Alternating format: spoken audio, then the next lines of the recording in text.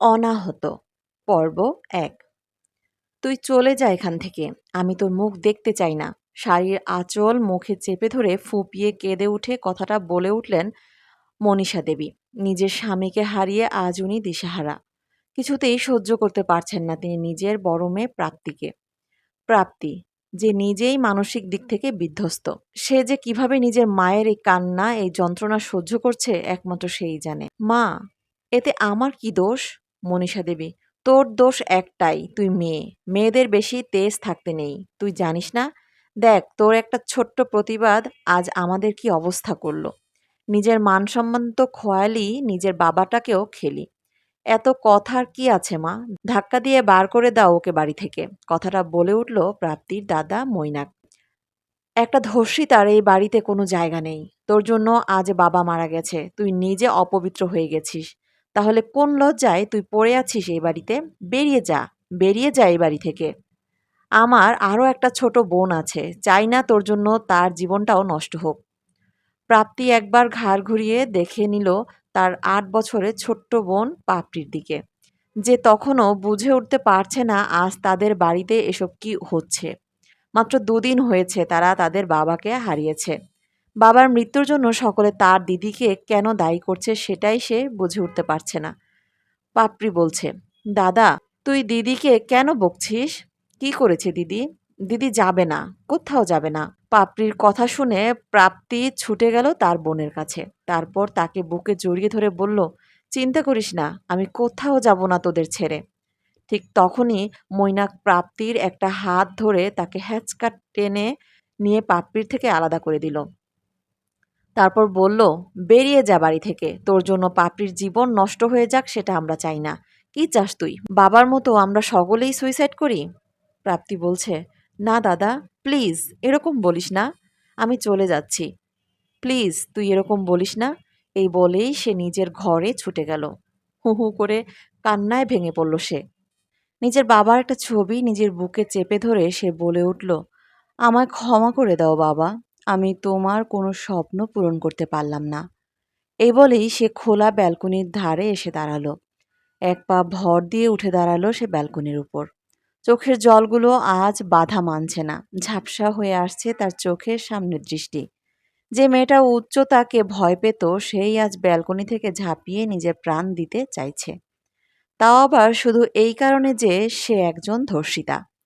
তার বাবা আজ তাদের মাঝে নেই শুধু তার জন্য। হঠাৎ একটা আওয়াজে মনীষা দেবী, পাপড়ি ও মৈনাক চমকে উঠল। মৈনাক বলছে, কিসের আওয়াজ হলো ওটা? বাইরে রীতিমতো তখন হইচই পড়ে গেছে। মৈনাক, মনীষা দেবী ও পাপড়ি বাড়ির বাইরে এসে চমকে উঠলেন।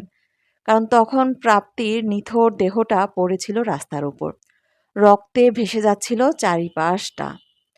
পাপড়ি তার দিদির অমন অবস্থা দেখে সেখানেই মূর্ছা গেল। মনীষা দেবীর মাথাটাও হঠাৎ ঘুরে গেল।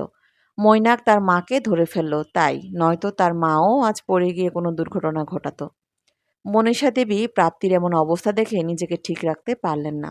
জোরে চিৎকার করে বলে উঠলেন তিনি, প্রাপ্তি! প্রাপ্তির ঘুমটা হঠাৎই ভেঙে গেল। উফ! পুরো চোখের সামনে ভেসে উঠল আবার ঘটনাগুলো। হঠাৎই তার কপালের এক পাশটা চিনচিন করে উঠল। কপালে বরাবর তার ব্যান্ডেজ করা আছে। সেই ক্ষত, সেই আঘাত এখনো তার কাছে টাটকা। মরতে চেয়েছিল সে, কিন্তু মরতে পারেনি। সমাজ তাকে ভালোভাবে বাঁচতেও দেয়নি, কিন্তু এক শুভাকাঙ্ক্ষী তার দিকে সাহায্যের হাত বাড়িয়ে দিয়েছে। মীনাক্ষী বসাক, প্রাপ্তির পিসি, যিনি তার দাদার মৃত্যুর জন্য প্রাপ্তিকে দায়ী করেন না। প্রাপ্তির এই অবস্থার জন্য তিনি তাকেও দায়ী করেন না। মীনাক্ষী দেবী ও প্রাপ্তি সেই মুহূর্তে একটা ট্যাক্সিতে বসে আছেন। মীনাক্ষী দেবী প্রাপ্তির মাথায় হাত বুলিয়ে বললেন, ঘুম ভেঙে গেল? আর বেশিক্ষণ নেই রে, চলে এসেছি। বাড়িতে গিয়ে ভালোভাবে রেস্ট নিস। প্রাপ্তি মীনাক্ষী দেবীর উদ্দেশ্যে বলল, পিসি, আমাকে এভাবে নিজেদের বাড়িতে নিয়ে যাচ্ছ?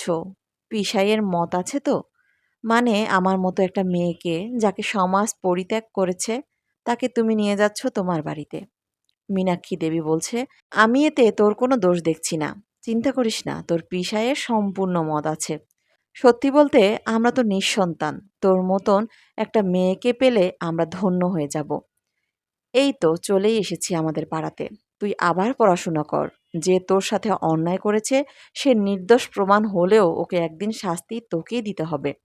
এখন আপাতত আমার সাথে চল। প্রাপ্তি নিজের মাথাটাকে আবার গাড়ির জানালায় ঠেকিয়ে রেখে পুরনো স্মৃতিতে ভেসে গেল। কিছুক্ষণ পর, দাঁড়ান দাঁড়ান দাঁড়ান, যেতে দেব না। সামনেই সরস্বতী পুজো। আগে ভালো রকমের চাঁদা দিন, তারপর যেতে দেব। হঠাৎ এমন কথা শুনে প্রাপ্তির কাঁচা ঘুমটা আবার ভেঙে গেল। সে সামনের দিকে চেয়ে দেখল তার বয়সী একটা ছেলে ট্যাক্সির সামনে দাঁড়িয়ে কথাটা বলছে। ছেলেটি একটা রিপ জিন্স সাথে ছাপা প্রিন্টের শার্ট পরে আছে। শার্টটার কয়েকটা বাটন অন আছে, যার কারণে তার গায়ের স্যান্ডো গেঞ্জিটা ভালো রকম দেখা যাচ্ছে। ছেলেটি মাথায় একটা ফেট্টি বেঁধে আছে। এক দেখাতেই বোঝা যাচ্ছে লোফার টাইপের ছেলে। গাড়ির ড্রাইভার বলছে, উফ, শুরু হলো এদের জ্বালাতন। এ নে ধর, এবার রাস্তা ছাড় আমাদের। ছেলেটিও টাকা পেয়ে নিজের রাস্তা ছেড়ে দিল। হঠাৎ ছেলেটির দৃষ্টি মীনাক্ষী দেবীর উপর পড়াতেই ছেলেটি বলে উঠল, আরে কাকিয়া, কি ব্যাপার, কাকে সাথে নিয়ে যাচ্ছ? মীনাক্ষী দেবী নিজের মুখটা জানালার বাইরে বার করে বললেন, আমার ভাইজি, দাদার মেয়ে, বাড়িতে যাই, কথা হবে। ছেলেটি বলল, খাসা জিনিস কিন্তু। এই বলেই সে তার একটা চোখ মেরে দিল। মীনাক্ষী দেবী নিজের একটা হাত উঠিয়ে বললেন, মার খাবি এবার, যা, ফালতু বকিস না। গাড়ি তার নির্দিষ্ট ছন্দে এগিয়ে গেল, কিন্তু ছেলেটির উকিঝুঁকি মারা কমল না। সে গাড়ির ভেতরে বসে থাকা প্রাপ্তিকে ভালোভাবে দেখতে চায়, কিন্তু তার ইচ্ছে এবারে পূর্ণ হলো না। কে গো ছেলেটা, তুমি চেনো? প্রাপ্তি বলল। মীনাক্ষী দেবী বলল, আমাদের প্রতিবেশী, ওর নাম দীপ, খুব ভালো ছেলে। ও এইভাবেই থাকে, কিন্তু মনটা খুব ভালো। প্রাপ্তি বলল, কি জানি, আমার আজকাল কোনো ছেলেকেই বিশ্বাস হয় না। সব ছেলেরাই সুবিধাবাদী। তারা শুধু মেয়েদের শরীর খোঁজে, মনের খবর কেউ রাখে না। মীনাক্ষী দেবী বলছে, সব ছেলেরা সমান নয়।